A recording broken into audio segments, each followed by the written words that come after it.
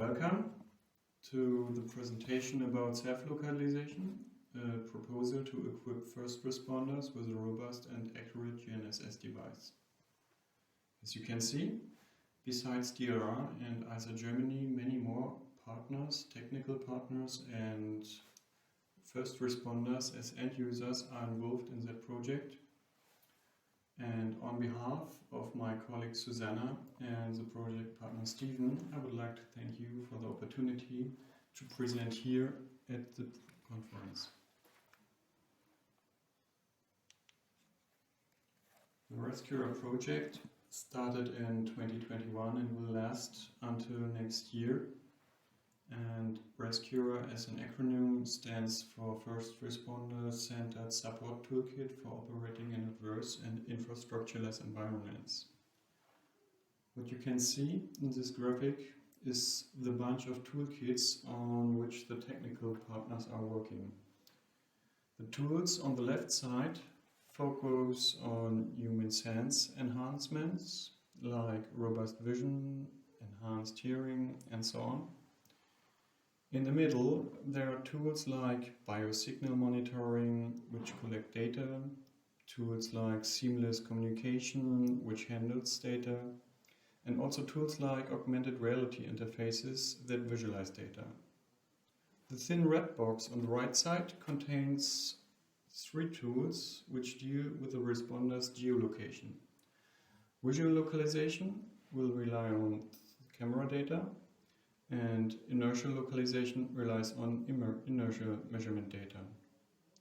While there will be one fused localization solution by the end of the project, we have only individual tests and results so far. The tool I am going to present today concerns the Galileo assisted localization. The International Forum to Advanced First Responder Innovation has identified several capability gaps. One of these gaps, which you can find on the homepage, is the responder's ability to firstly identify their 3D geolocation on the incident scene, secondly identify and display location of hazards and proximity to responders, and thirdly, view location of responders on a user interface.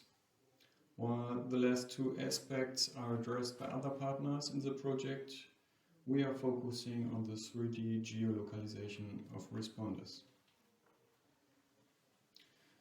At the very beginning of the project, we adjusted the needs of all end users to the technical feasibility. Obviously, the time to operation should be as short as possible. In terms of GNSS localization, this means, or is mainly driven by the time to get a first GNSS fix. Furthermore, the tool should somehow be integrated into the personal protective equipment and operate for at least 8 hours on site. Besides those more general requirements, our GNSS tool has some specific needs, like being light and small, and also being able to receive multi-constellation and dual-band signals. One relatively cheap and versatile solution would be to use a smartphone that fulfills the GNSS-specific needs. Together with other partners, we decided to use the Google Pixel 6 Pro for sensor tests and Android applications. One example is the inertial localization tool, which is going to use the inertial data from the smartphone. And although it is possible to derive good GNSS navigation solutions, it turned out that the device is prone to overheating, especially in the summertime.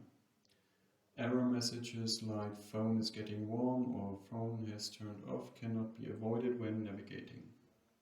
Another drawback is that the smartphone antenna is not a dedicated GNSS antenna.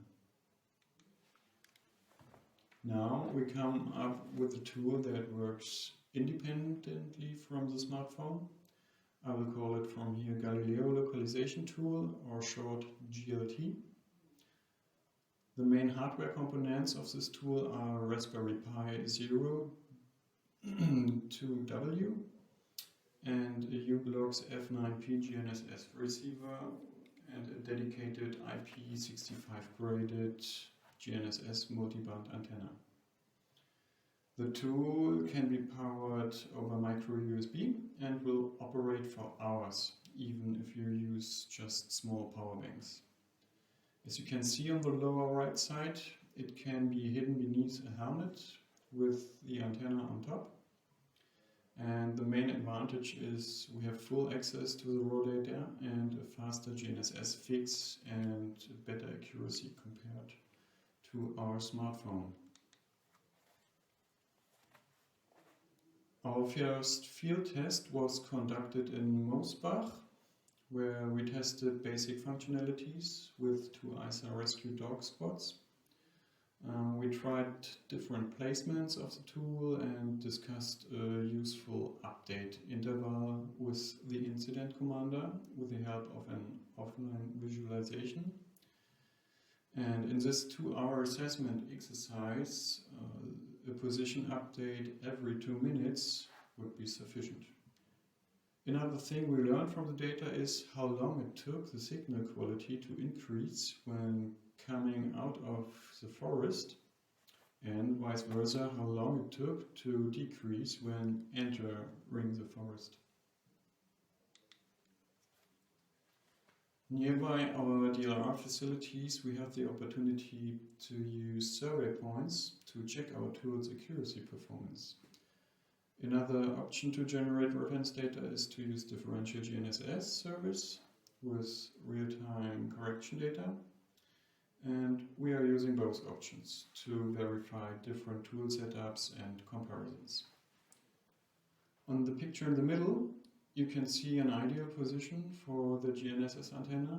It's placed on a metal plate, and this metal plate blocks unwanted double reflections from below.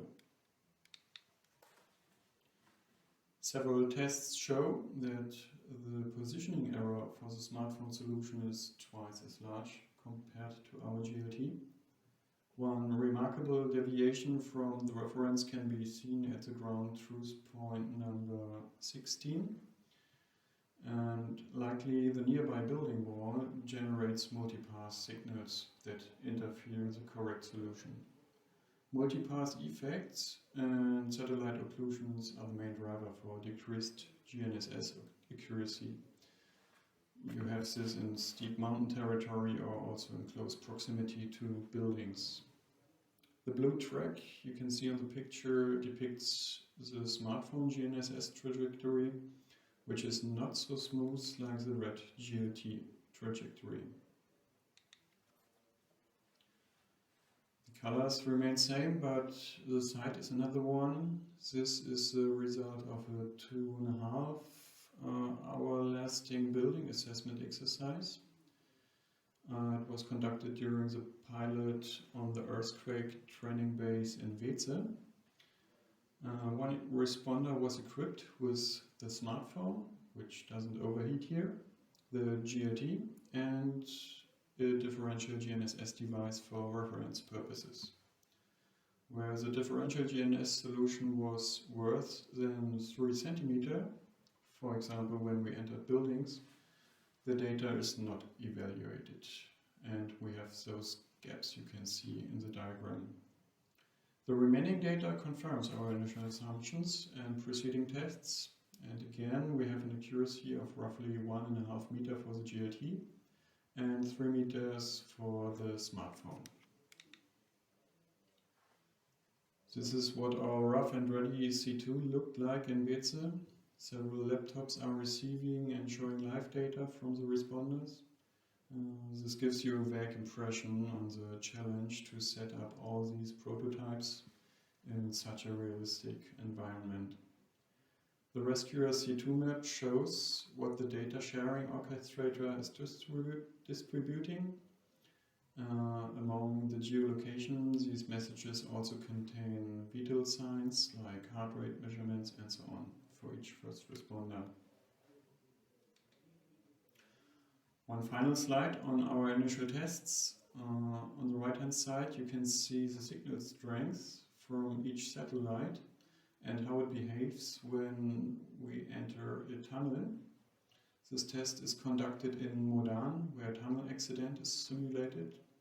The basic challenge here for the GNSS localization is to determine where the transition from outdoor to indoor is happening, and both other localization modalities, namely the IMU and the camera, have to gain weight. The left picture was taken in Navarra during a mountain rescue exercise where 1 meter of fresh snow on top of the GNSS antenna didn't show any interference with the signal. So buried under snow could be the case if a first responder is caught in an avalanche or something like this. Now I conclude with an outlook for the remaining 1.5 years. We have 3 more pilots to come, where we will focus on the integration. On the one hand, integration of the hardware into the rescuer helmet, and on the other hand, to integrate the GNSS solution with a visual and inertial localization. Since all 3 devices will be loosely coupled, this will be based on synchronized timestamps and the individual uncertainties. Another move forward would be to implement the Galileo high accuracy service, which has just gone online. This would significantly improve the time to get a first GNSS fix and obviously the GNSS accuracy. In figures, this means we would get from 1.5 meter errors currently to 27 centimeters on average. I mean, such accuracy are meant to be for ideal conditions and would not be needed in the 3 use cases I mentioned, but just imagine under bad conditions on a rainy or cloudy day and you are close to a wall, this would give you some extra certainties which would not be achievable with a smartphone, for instance. That's it from my side. Thank you very much for your attention. Do you have any questions?